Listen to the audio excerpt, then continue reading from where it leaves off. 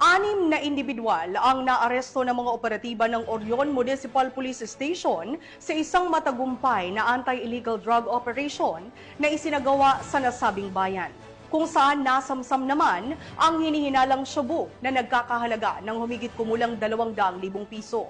Patrolwoman Lixen Reyes Soweran sa report.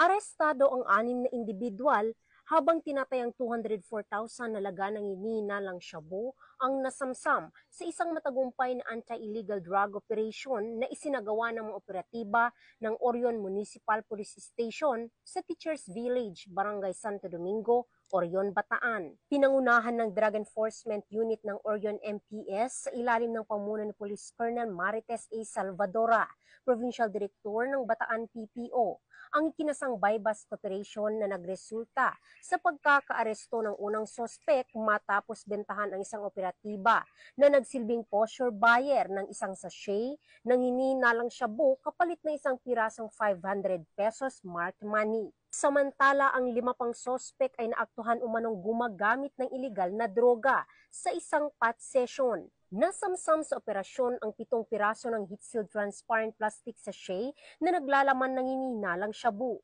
5 pirasong aluminum foil na may bakas ng shabu, 5 tuser, lighter, at 1 pang piraso ng heat-sealed transparent plastic sachet na may bakas na shabu. Kasalukuyang nasa kustodiya ng Orion MPS ang mga inarestong sospek, habang inihanda ang pagsasampa ng kaukulang kaso laban sa kanila sa paglabag sa Republic Act 9165 o ang Comprehensive Dangerous Drugs Act of 2002.